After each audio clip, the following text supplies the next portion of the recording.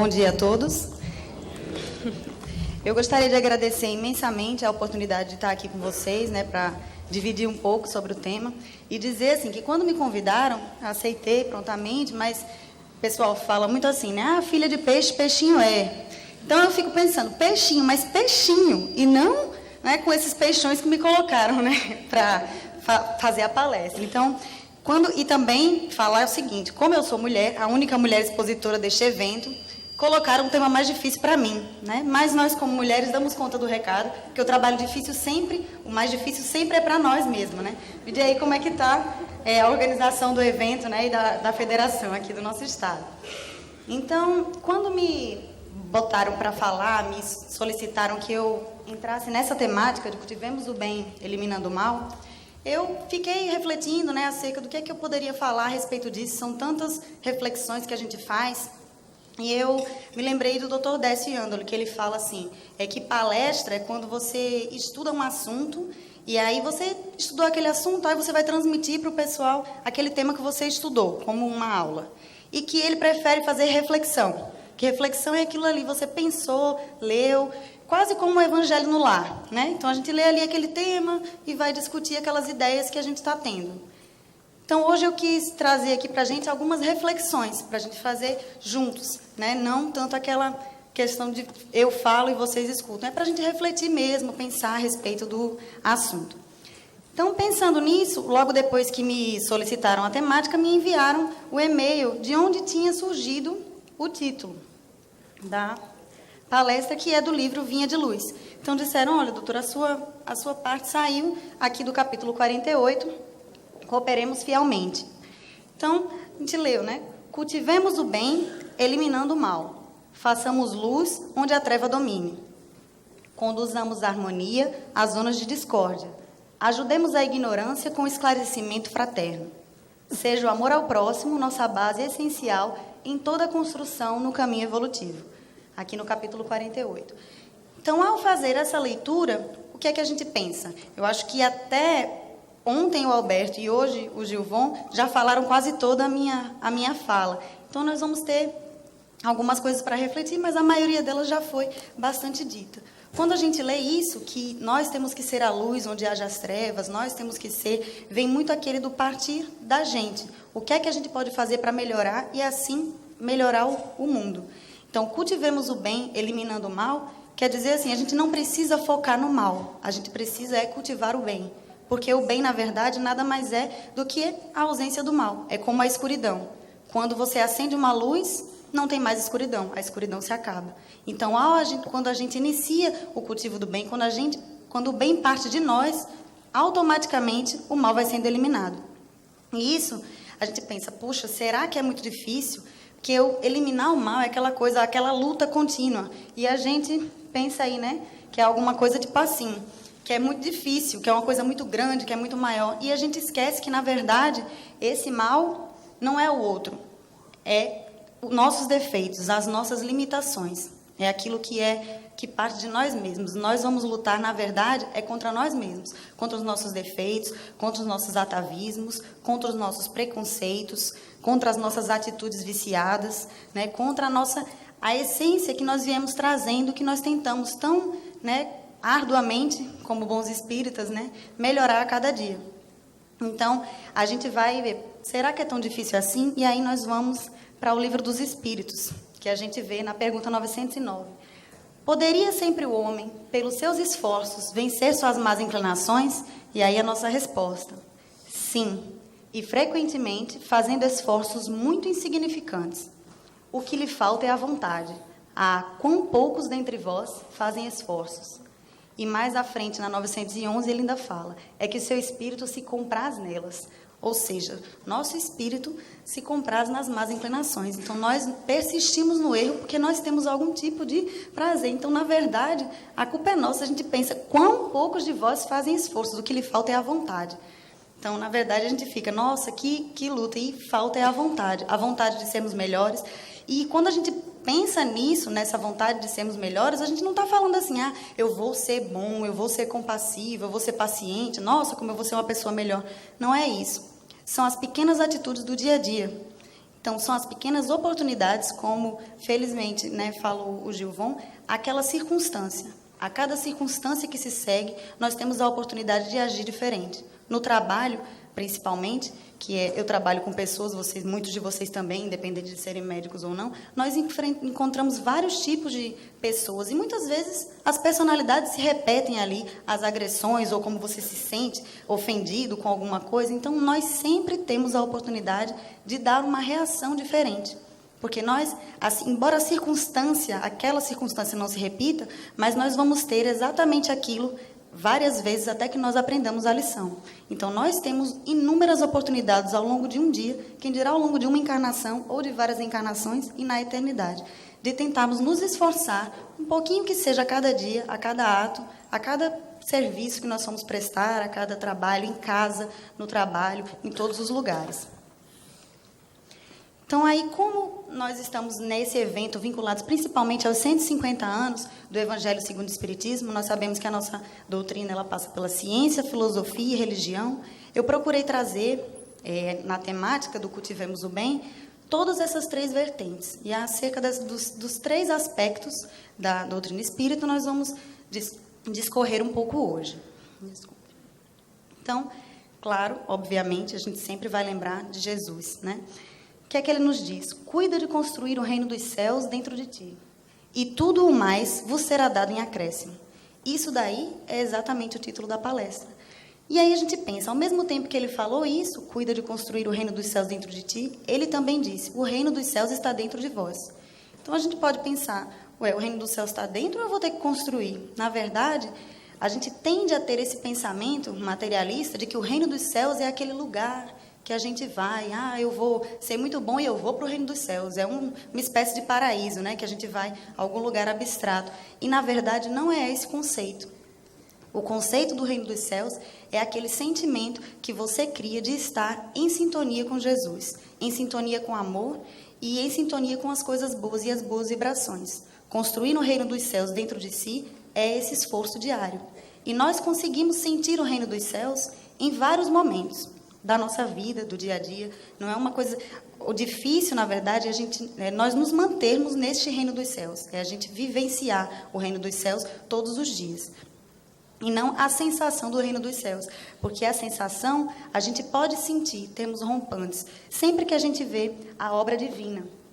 Então, a gente vê a obra de Deus, nós vemos, né, uma paisagem bonita, nós vemos... o amor, nós nos sintonizamos com o que é carinho, com o que é afeição, com o que é bom. Então, quando a gente vê esse tipo de coisa, a gente se sente feliz, né? Nós nos sentimos realizados, nós nos sentimos tranquilos e a gente consegue ter um pouco de reino dos céus. Então, a gente pensa, mas é muito fácil quando você vê uma paisagem linda, montanhas, que você viaja, que você faz uma sessão de relaxamento, que você vê os animais, que você vê toda a obra de Deus, as inúmeras paisagens que a gente pode ver. É muito fácil você se sentir bem com isso, mas o que é que a gente vê no nosso mundo de hoje? Já disse Alberto ontem, né? O nosso planeta anda muito mal frequentado. Então, o que a gente tem visto é violência. A gente acaba vendo agressão, nós somos ofendidos, nós nos sentimos mal. A gente não consegue trazer todo esse externo para o nosso interior sempre. Então, nós também conseguimos sentir o reino dos céus quando nós trabalhamos. Quando a gente trabalha, a gente tem alguns tipos de recompensa que não são as recompensas financeiras, não são as recompensas, né, de reconhecimento, às vezes, de um chefe, de outras pessoas com quem a gente trabalha, dos clientes, dos pacientes. Na verdade, são as recompensas do trabalho bem feito. Quando a gente faz um trabalho que a gente se dedicou, que a gente se esforçou, que a gente gosta, a gente consegue sentir as bênçãos do trabalho que também nos trazem para a sintonia com o reino dos céus. E a partir dessas bênçãos do trabalho que a gente vai tendo recompensas que não tem como ser explicadas. Nós não conseguimos traduzir em palavras essas recompensas. É o tipo de recompensa que é individual. Cada um tem a sua. Então, você faz aquele trabalho bem cumprido, você se dedica. Às vezes, você até nem gosta daquele trabalho, você está trabalhando por necessidade. Poxa, eu queria fazer outra coisa, mas nesse momento, aquilo que eu tenho.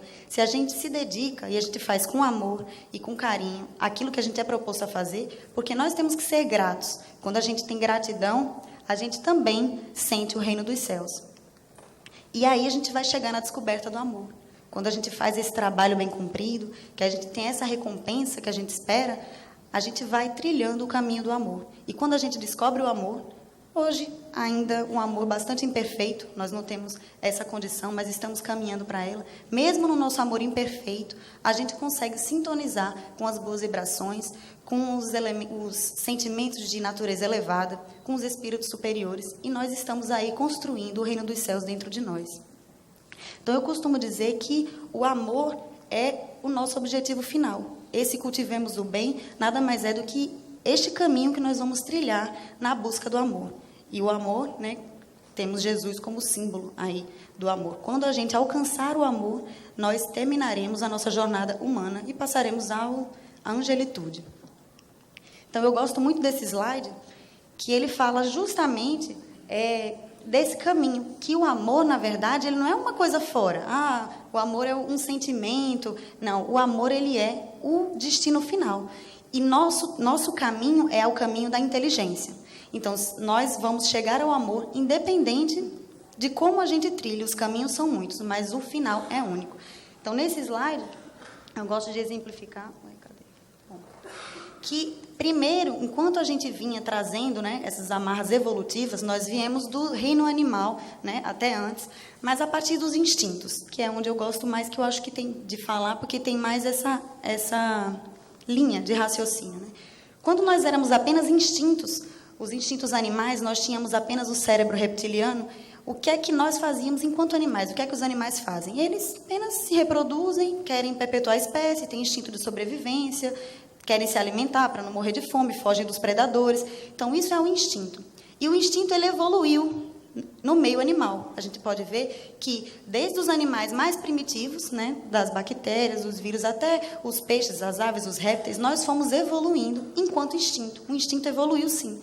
A gente costuma achar que a pessoa instintiva é aquela que só tem um instinto. O instinto é aquela coisa, sobrevivência, comer, ter relações sexuais, trabalhar, ganhar dinheiro, sobreviver e, né, crescer, multiplicar. É isso aí.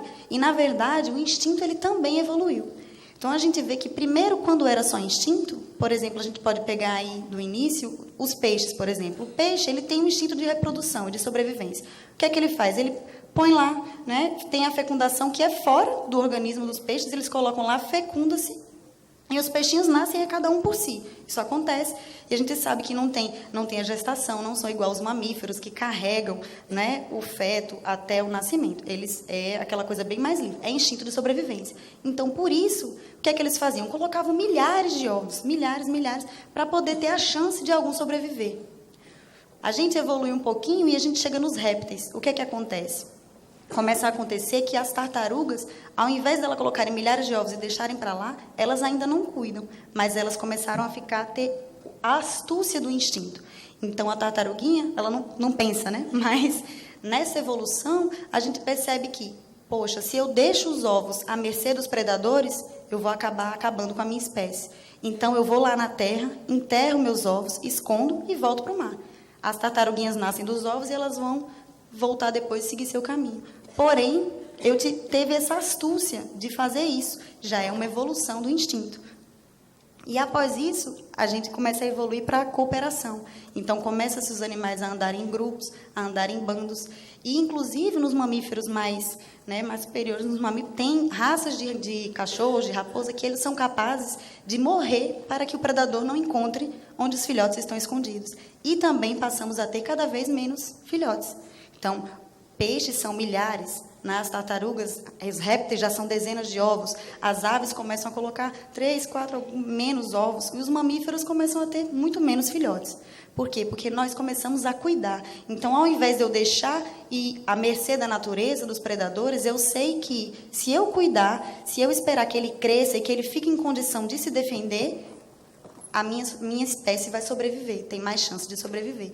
Então, isso tudo continua sendo instinto. Porém, o instinto foi evoluindo até que ele culminou com a inteligência, que somos os seres humanos. Então, a inteligência evoluiu. É o surgimento do córtex, do córtex e do frontal, né, do nosso cérebro. Quer dizer que nós não temos mais instintos? Não. Quer dizer que a inteligência ela surge para poder hierarquizar os instintos. Nós agora temos a capacidade de escolher o que nós vamos fazer. Nós não somos apenas mais instintos, não somos governados por eles. Podemos ser. Alguns de nós ainda são, em muitos momentos nós somos. Mas nós temos essa capacidade de hierarquizar esses instintos e de evoluir. Então, a inteligência, ela foi feita para isso. É quando surge a capacidade de deliberação. Então, nós estamos nos primórdios da inteligência. Nós vamos trilhar todo o caminho que o instinto trilhou e demorou bastante tempo. Então, a inteligência, ela é egoísta. Por quê? Nós somos, hoje em dia, a gente ainda vive, trabalha para poder ganhar dinheiro, eu quero comprar a minha casa, eu quero viajar, eu quero ser feliz, eu quero tudo para mim. Então, nós temos o egoísmo. Para isso, nós utilizamos da astúcia. Então, a gente faz o bem para o outro, mas é porque eu estou esperando alguma coisa. Eu não vou ajudar ele de graça assim, né? E essa cooperação do viver em sociedade. Mas tudo ainda tem o cunho do egoísmo. Só que quando a gente começa a cooperar, realmente, quando a gente começa a cooperar com o outro, a ajudar, a gente começa a ter aquelas recompensas das quais eu falei. E a gente começa a descobrir o amor. Então, o amor, independente de onde você está e dos caminhos que você vai seguir, ele vai chegar. A gente pensa assim, a inteligência é aquilo que está relacionado ao desenvolvimento tecnológico científico. É eu estudar para a inteligência. E o amor é outra coisa, o desenvolvimento moral é outra coisa. E, na verdade, não é. Porque tudo é o caminho do conhecimento e da iluminação. Então, quanto mais a gente é inteligente, da inteligência espiritual, eu estou falando aqui, não apenas, né, da inteligência matemática, inteligência cognitiva, mas sim de toda a junção da inteligência, que é isso que eu chamo que é o conhecimento, a iluminação, os conhecimentos de nível superior e a nossa maturação do espírito. Então, isso é inteligência, que ela está juntamente ligada com o senso moral também. E o fim disso vai ser o amor. Então, o propósito da nossa existência é buscarmos o amor. À medida que evoluímos, vamos afastando a ignorância. Quanto menos ignorância, mais luz, e maior a nossa capacidade de amar. O amor é como um imã. Quanto mais nos aproximamos dele, maior é a força e velocidade de atração. Então, o que isso quer dizer? Quer dizer que quanto mais nós vamos caminhando para construir o reino dos céus dentro de nós, quanto mais nós vamos caminhando em direção ao conhecimento, ao autoconhecimento, à iluminação, nós mais rápido chegaremos ao amor. Porque quando a gente começa a sentir e a vivenciar essas experiências que nos fazem bem, que nos trazem felicidade, é isso que nós vamos buscar. Então, quanto mais afastado, a gente pensa que está muito longe, mas à medida que nós vamos evoluindo, que a gente vai chegando mais perto, mais nós nos sentimos atraídos por essa força que ninguém consegue vencer, que é o caminho inexorável, né, para a nossa felicidade. Então, Buda já dizia também, o conflito, na verdade, não existe, não é entre o bem e o mal, mas entre o conhecimento e a ignorância. Porque quando a gente não sabe, a gente age conforme o nosso pensamento do momento, os nossos instintos, conforme as nossas orientações mais primitivas. O conhecimento é todo esse caminhar da evolução. E aí, Leonardo da Vinci também diz, pouco conhecimento faz com que as pessoas se sintam orgulhosas. Muito conhecimento, que se sintam humildes. É como o Gilvão falou agora mais cedo, né? Quando eu sei de tudo, não tem nada que você possa me ensinar. Quando eu não sei, aí é o que se pensa, né? Eu já sei de tudo. Isso é quem tem pouco conhecimento. Porque quanto mais conhecimento nós temos, como dizia Sócrates, só sei que nada sei, menos achamos que sabemos. Quanto mais eu sei, mais eu descubro que eu não sei. E essa é que é a grande realidade.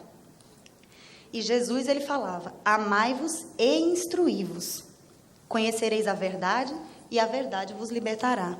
Então, ele já falava disso. E que verdade seria essa?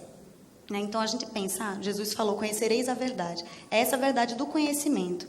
É a realidade que a gente vive. Mas, como é que eu sei qual é a verdade? É a minha verdade? É a sua verdade?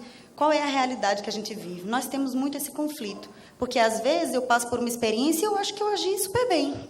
Eu alguém me falou uma coisa que me agrediu, eu devolvi, eu acho que eu fiz certo. Ou eu perdoei e eu acho que eu fiz certo, mas às vezes você perdoou não perdoou, né? Você teve uma acidez, um sarcasmo, me devolveu, ou me vinguei. E muitas vezes nós achamos que estamos certos com determinadas posturas, com determinados maneirismos. Nós espíritas, particularmente, né? Temos muita mania de, nós sabemos, você não sabe nada. E isso, na verdade, esse tipo de comportamento não é o comportamento adequado da verdade. Então, a gente fica pensando, né? Qual será a verdade? Por que é tão difícil, então, já que a gente já sabe que é isso, a gente estuda, a gente lê, a gente vê que é isso daí, estamos tentando, nos esforçamos, mas por que será que a gente não tem essa noção da verdade? Porque a nossa visão de mundo é particular. Então, a gente vê, né, aquela famosa história do pessimista e do otimista, né? Do otimista. Aí ele fala aqui, eu estou meio cheio, o outro fala meio vazio. Mas quantos têm amigos que falam, eu acho que isso aqui é urina? Ou seja, nem é pessimista, nem é otimista. Ainda tem terceiras e quartas e quintas interpretações.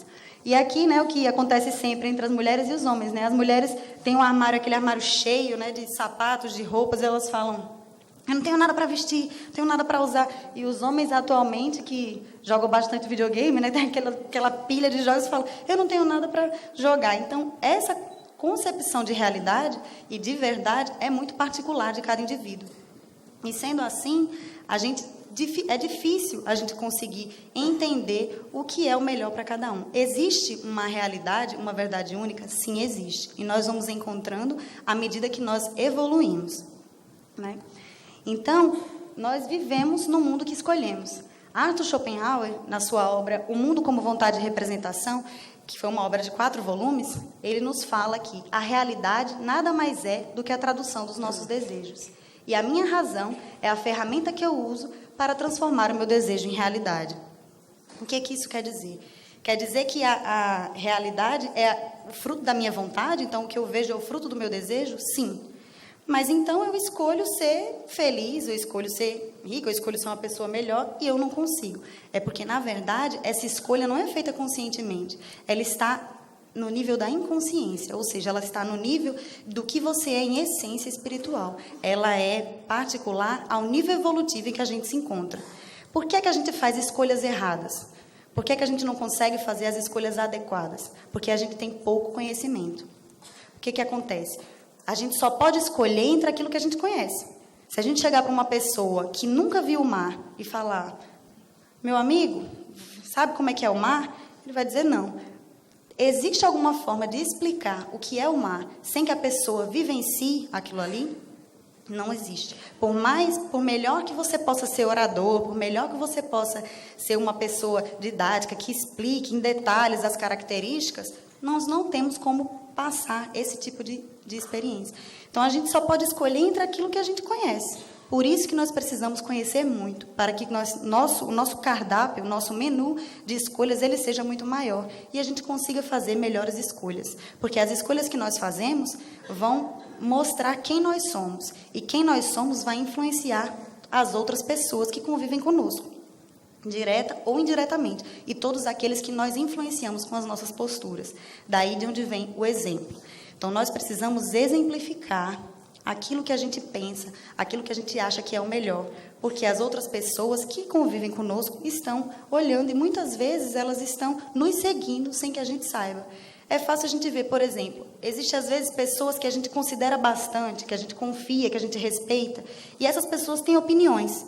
E quando a gente confia e respeita, às vezes eu não sei nada sobre algum determinado assunto, e eu vejo uma pessoa que eu confio, que eu respeito, dar uma opinião a respeito desse assunto, o que é que eu faço? Aquela opinião passa a ser a minha opinião.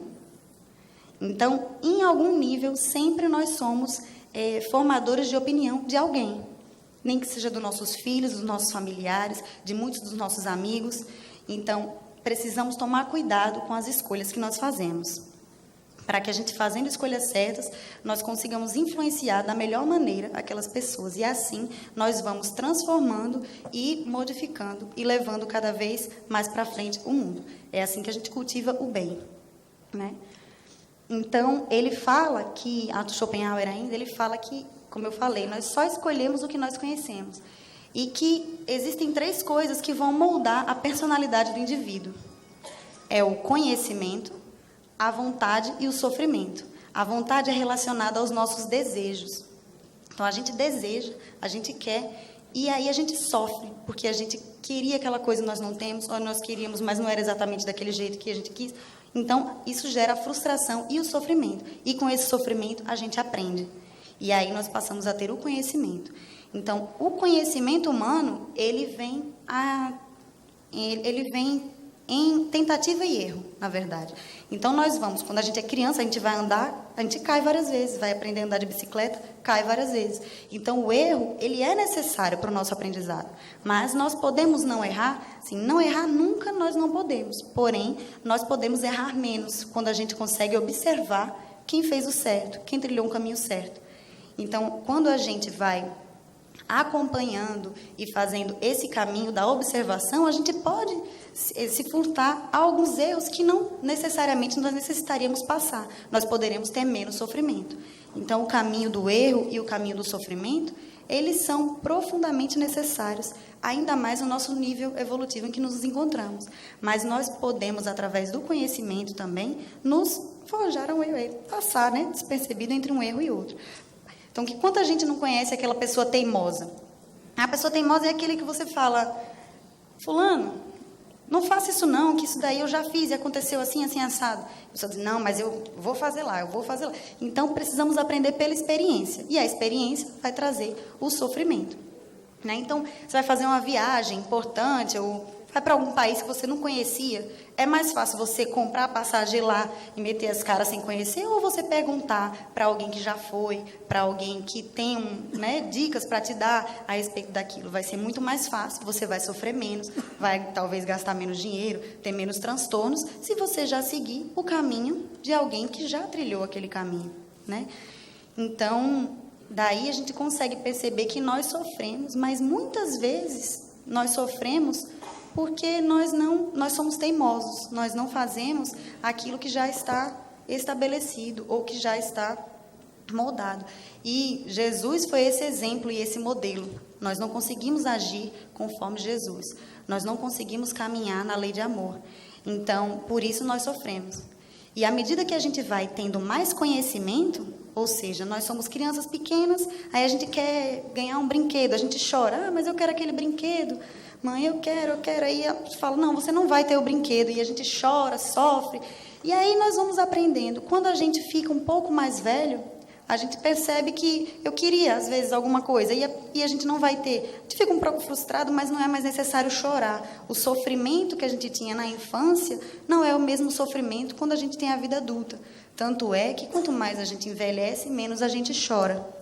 Porque nós vamos tendo conhecimento que muitas vezes não adianta chorar, é melhor fazer outra coisa. Não adianta chorar, eu vou ultrapassar essa barreira. Não adianta sofrer tanto, eu vou conseguir vencer. E nós conseguimos ter a fé no futuro também. A gente tem fé em Deus, fé no futuro e fé nessa finalidade nossa existencial, que é a descoberta do amor. Quando a gente acredita nisso e a gente vai tendo mais conhecimento, nós vamos sofrendo menos. E nós vamos também tendo menos desejos e menos vontades. Porque os desejos e as vontades é que faz com que a gente se frustre, com que a gente crie expectativas, com que a gente fique triste, com que a gente sofra. E o conhecimento vai promover todo esse caminhar. Quando nós tivermos só conhecimento, é que nós estamos no caminho do amor. Nós aí conseguiremos amar, mesmo quando a gente tiver menos sofrimento, menos vontades. Então, a gente traz também, agora, atualmente, que a gente tem falado bastante sobre a física quântica, eu não vou aqui discorrer sobre essa temática, mas a gente sabe que o paradigma antigo, da época de René Descartes, era o penso, logo existo. René Descartes foi aquele cientista que ele separou, né, as questões orgânicas das questões psíquicas. Então, na verdade, foi ele que quebrou essa nossa parte espiritual e parte orgânica. Ele acreditava que o nosso corpo, ele era formado por partes. Então, se tem alguma coisa doente, eu vou lá, troco as partes como uma máquina e eu consigo consertar. E ele separou as questões psíquicas, espirituais, e a nossa essência espiritual foi separada. Então, por isso que os nossos meios científicos, o método científico, ele é muito cartesiano, é como a gente costuma falar. Ele precisa das questões materiais, ele é um meio materialista. E, atualmente, nós estamos vivendo um novo paradigma, que é o paradigma das possibilidades, que é o paradigma da física quântica. A física quântica é o estudo das moléculas subatômicas, e, baseado nesse estudo das moléculas subatômicas, foi descoberto que, na verdade, não existe a matéria em si, que a gente já sabia. O que existe são possibilidades, e a nossa consciência é capaz de colapsar essas possibilidades em uma possibilidade que a gente escolhe. Então, Amit Goswami, eu coloquei ele ali, é um físico atual que mais tem trabalhado a física quântica em relação de trazer de volta a espiritualidade e a materialidade, né, a ciência e a religião. Então, ele fala, escolho, logo existo. A consciência, essência do ser, que escolhe a representação material e a vivencia. Então, é o que a gente veio falando desde o início. As nossas escolhas é que determinam a nossa realidade. Então, se eu sofro um trauma, se eu tenho uma doença, se eu tenho uma enfermidade, se eu fico triste, deprimido com algum problema familiar, eu tenho a escolha de responder da forma que me aprouver. E nós, geralmente, escolhemos e respondemos de acordo com o que nós somos em essência. Então, se nós somos aquela pessoa pessimista, deprimida, então a gente vai dizer, nossa, está tudo ruim, minha vida não presta, eu não consigo, nós não acreditamos em nós mesmos, então nós ficamos cada vez mais tristes. E se a gente, por outro lado, confia em Deus, se a gente confia nas nossas capacidades, nas nossas potencialidades, nós ainda ficaremos tristes, sofreremos. Porém, a visão de mundo ela pode ser diferente da outra. E com essa nova visão, com a visão melhorada da confiança, da capacidade de ultrapassar os obstáculos, da consciência de que somos seres eternos em aprendizado, porque o que é um problema diante da eternidade? Eu costumo dizer assim, quando tem um problema muito grande, a gente precisa pensar, nossa, daqui a 10 anos, o que vai ser esse problema? Não, ainda é um problema grande. Daqui a 20, daqui a 30, daqui a 100 e daqui a 500 anos, o que vai ser esse problema? Provavelmente nada. Então, quando a gente começa a olhar com esse olhar de infinito, né, de eterno, de eternidade, nós vemos que os problemas que a gente passa no dia a dia, eles são muito pequenos. E que a gente precisa apenas mudar as nossas escolhas de como vamos responder a isso, para que a gente possa ser cada vez melhor, ser cada vez mais feliz, ter cada vez mais conhecimento. Então, aí a gente vê algumas frases que, assim, essa questão das escolhas e essa questão da nossa evolução e de cultivemos o bem a partir de nós, vários filósofos da humanidade, pensadores, as outras religiões, todo mundo já falava isso. Então, a gente vê que não é uma coisa nova, e nem foi apenas Jesus. Jesus foi aquele que serve para nós como modelo, né? E que nós temos que seguir os passos. Mas ele, juntamente com todos os outros grandes pensadores, os grandes vultos, falavam a mesma língua, que é a língua do amor, que é a linguagem do conhecimento e do partir de você. Não adianta você querer que o outro seja como você quer que ele seja, porque ele não vai ser. Você é que precisa modificar para que a resposta do outro comece a ser diferente. Porque se todo dia eu vou lá, a pessoa me bate, eu revido, a pessoa me bate, eu revido, a pessoa me bate, eu revido, nós vamos viver nesse sem fim. A gente fica esperando que a pessoa não nos bata mais. Não quer, essa pessoa vai ter que aprender, ela não vai mais me bater. Então eu vou bater com mais força agora, então agora eu vou bater com mais força. E a gente vai gerando aquele ciclo, né, da tristeza, do sofrimento. Então, na verdade, se nós temos esse vislumbre de que algo está errado nessa rotina e nesse ciclo vicioso que nós nos encontramos, a mudança tem que partir de nós. Então, se eu vou lá e apanho todo dia, eu tenho que fazer alguma coisa diferente para que aquilo não aconteça mais, nem que seja fugir, né? Sair correndo. Então, nós é que precisamos mudar as nossas condutas, os nossos parâmetros, os nossos modelos de pensamento, para que a gente consiga raciocinar e usar da nossa razão para que a gente faça as escolhas mais adequadas. E assim, escolhendo mais adequadamente, a gente vai conseguir caminhar com mais tranquilidade. Então, Mahatma Gandhi, ele dizia, né, essa frase bastante conhecida, você tem que ser o espelho da mudança que está propondo. Se eu quero mudar o mundo, tenho que começar por mim, é claro. Então, o autoconhecimento aí como fator de extrema importância. E a doutrina espírita nos favorece isso aí. Estudando a nossa doutrina, lendo os livros, a gente consegue refletir, se quiser, porque já disse Gilvão, não importa quantos anos você tenha de doutrina, eu mesmo tenho 30, 30 anos de doutrina, 30 anos de idade, nasci na doutrina espírita, porém, muitos dos defeitos, muitos dos atavismos, muitas das posturas são as mesmas. Não importa quanto eu leia, enquanto não existe, né, aquela tentativa de introjeição. Mas eu tento, né? Eu tento.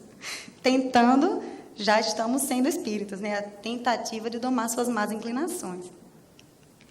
E aí Lao Tse, ele também falava, se queres acordar toda a humanidade, então acorda-te a ti mesmo. Se queres eliminar o sofrimento do mundo, então elimina a escuridão e o negativismo em ti próprio.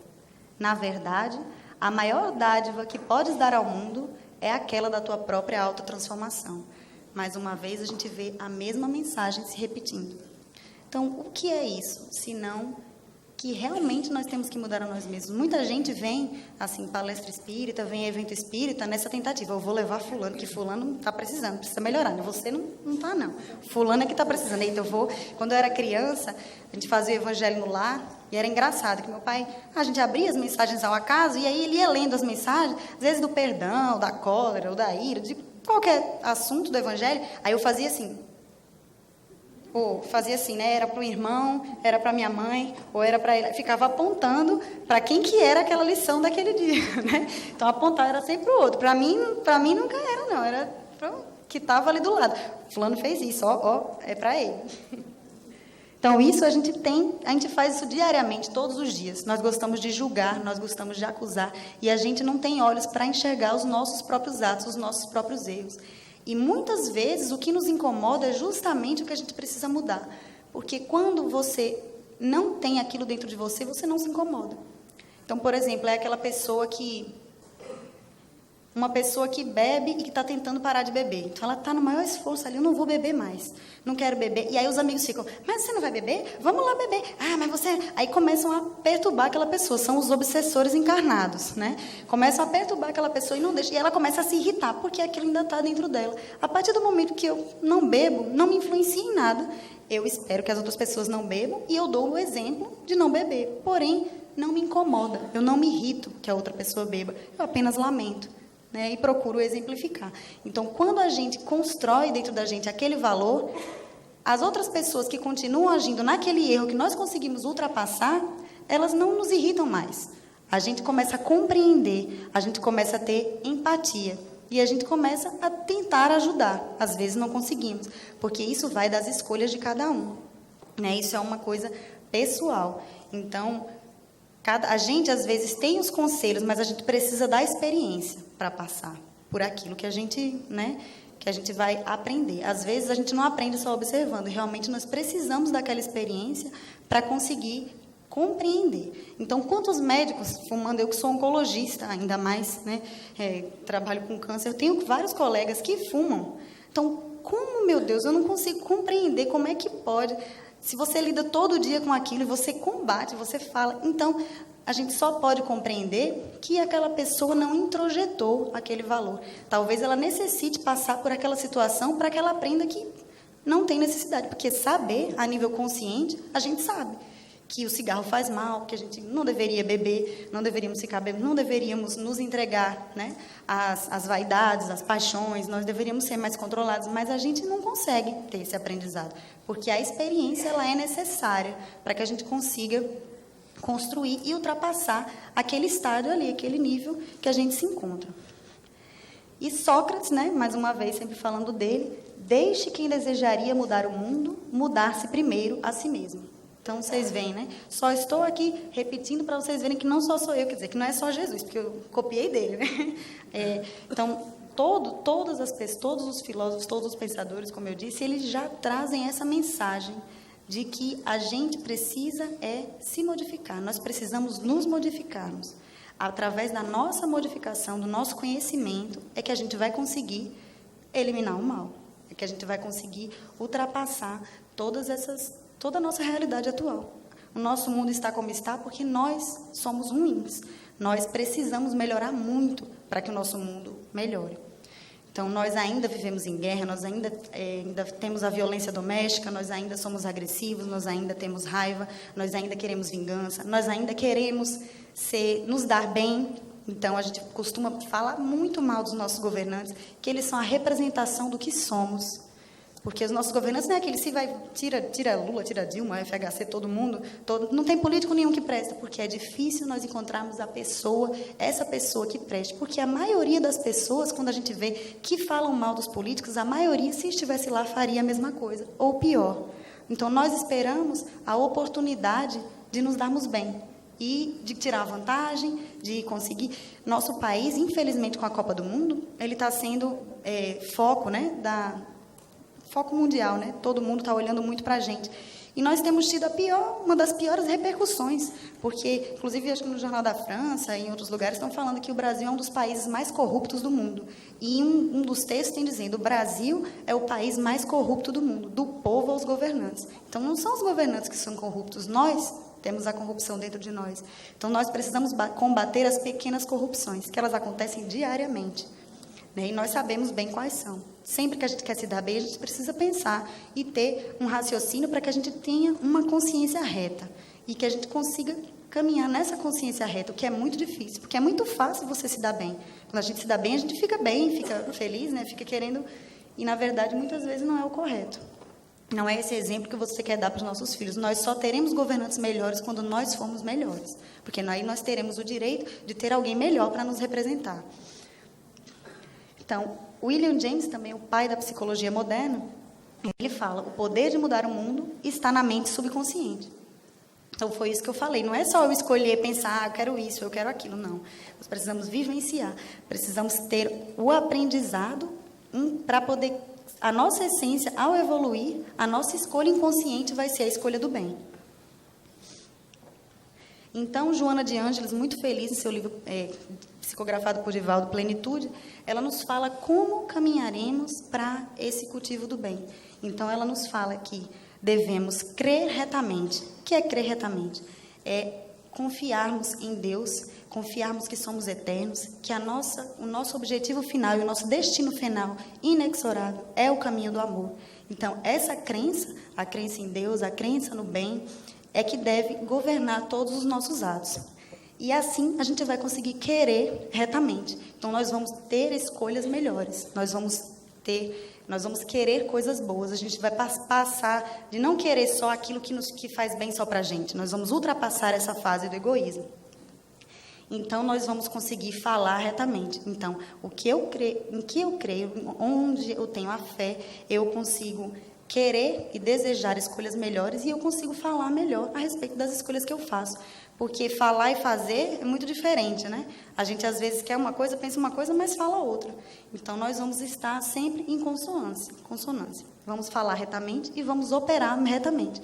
Ao crer e ao querer, nós vamos falar e nós vamos agir adequadamente, conforme os ensinamentos do Mestre Jesus.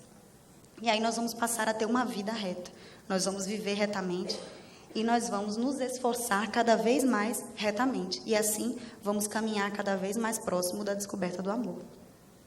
Então, os nossos pensamentos já não vão precisar ser dominados, porque nós já vamos pensar retamente. E nós já vamos meditar retamente, que é sempre que a gente medita, que a gente ora, que a gente se concentra em busca de um conhecimento superior, a gente consegue sintonizar com o reino dos céus. E além de Joana, como estamos aqui nos 150 anos do Evangelho segundo o Espiritismo, Allan Kardec nos trouxe de maneira bastante didática o que é que nós temos que fazer para cultivarmos o bem. Então, nos capítulos, né, do Evangelho, que são esses aí, nas bem-aventuranças, bem-aventurados os aflitos, bem-aventurados os pobres de espírito, bem-aventurados os puros de coração, bem-aventurados os brandos e pacíficos, bem-aventurados os misericordiosos, amar ao próximo como a si mesmo, amai os vossos inimigos, não saiba a vossa mão esquerda o que dê a vossa mão direita, honrai a vosso pai e vossa mãe, fora da caridade não há salvação, sede perfeitos, dai gratuitamente o que gratuitamente recebestes. Todos esses ensinamentos estão lá no Evangelho. A gente lê e a gente precisa começar a operar de forma adequada, para que a gente consiga realmente eliminar esse mal que nós estamos nos referindo no dia de hoje. Então, eu trouxe Então, aqui, as escolhas são nossas. Façamos as escolhas de modo consciente. Eu trouxe um pequeno vídeo, que é uma propaganda, na verdade, que foi muito feliz em exemplificar exatamente isso que eu procurei trazer hoje nessas reflexões desse dia, né? E ele é um videozinho, por favor.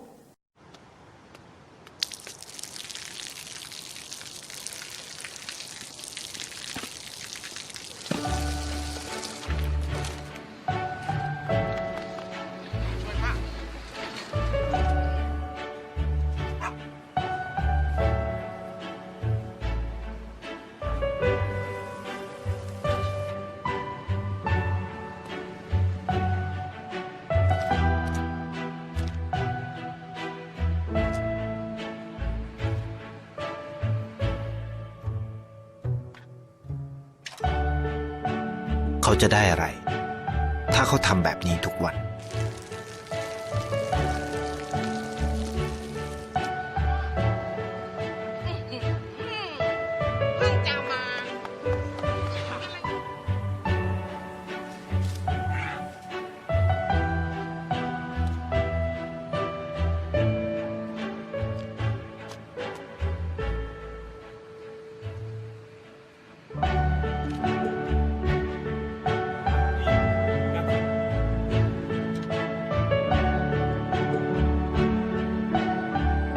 เขาจะไม่ได้อะไรเลยไม่ได้รวยขึ้นไม่ได้ออกทีวีไม่มีใครรู้จักไม่ได้มีชื่อเสียงที่มากขึ้น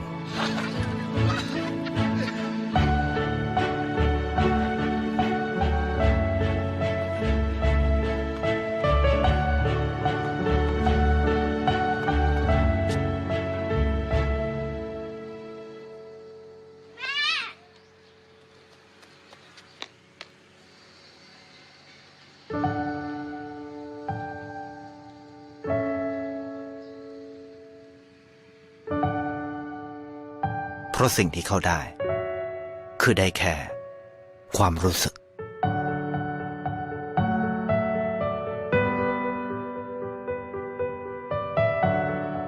ได้เห็นความสุข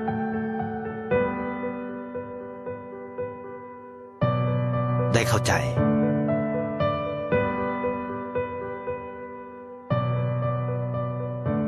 ได้ความรักได้ในสิ่งที่เงินซื้อไม่ได้ได้โลกที่สวยงามกว่าเดิม